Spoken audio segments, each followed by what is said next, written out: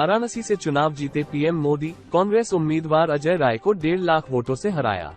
प्रधानमंत्री नरेंद्र मोदी वाराणसी से चुनाव जीत गए हैं। मोदी ने कांग्रेस उम्मीदवार को करीब 1.5 लाख वोटों से हराया है। बता दें कि मोदी तीसरी बार वाराणसी से सांसद चुने गए हैं। इंडिया गठबंधन की ओर से यह सीट कांग्रेस के खाते में गई थी। कांग्रेस ने अजय राय को उम्मीदवार बनाया था। चुनाव आयोग के मुताबिक पीएम मोदी को 6,12,970 वोट मिले हैं, जबकि अजय राय को 4,60,457 मिले हैं। बीएसपी उम्मीदवार अतहर जमाल लारी को 33,766 मत मिले हैं। वाराणसी सीट पर नोटा को 8,478 वोट मिले हैं। गांधीनगर से चुनाव जीते केंद्रीय गृह मंत्री अमित शाह, कांग्रेस की सोनल पटेल को 7,44,000 वोटों से हराया।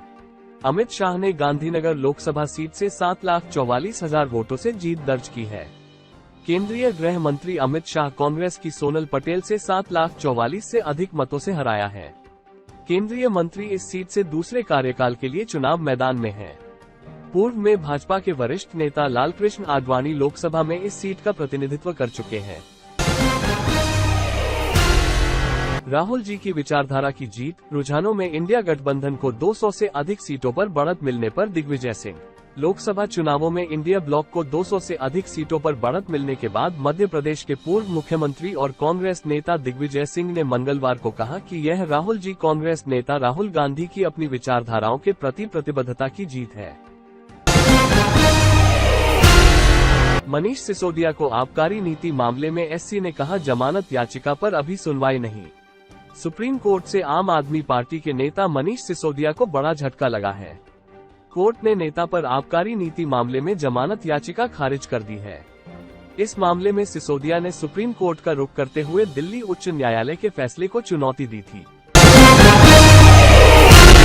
भारत से गिफ्ट मिले 2 हेलीकॉप्टरों का इस्तेमाल कर रहे मालदीव के रक्षाकर्मी। भारत के मालदीव से अपने सैनिकों को वापस बुलाने के कुछ सप्ताह बाद भी भारत की ओर से मालदीव को उपहार स्वरूप दिए गए 2 हेलीकॉप्टरों का नियमित रूप से संचालन किया जा रहा है, जिनमें MNDF का एक सैनिक सवार होता है। अजाजू.com ने एक हवाई अड्डा अधिकारी के हवाले से कहा कि हेलीकॉप्टर उड़ाए जाने पर मालदीव राष्ट्रीय रक्षा बल MNDF का एक सैनिक उन पर मौजूद रहता है। नासिक में क्रैश हुआ IAF का सुखोई जेट, दोनों पायलट सुरक्षित बाहर निकलने में रहे कामयाब। महाराष्ट्र के नासिक जिले में मंगलवार को भारतीय वायुसेना का एक सुखोई लड़ाकू विमान दुर्घटनाग्रस्त हो गया। पुलिस ने ये जानकारी दी। नासिक रेंज के विशेष पुलिस महानिरीक्षक DR कराले ने बताया कि पायलट और सह पायलट सुखोई Su-30 MKI से सुरक्षित बाहर निकल आए। IPS अधिकारी ने बताया कि विमान शिरसा गांव के समीप एक खेत में दुर्घटनाग्रस्त हो गया।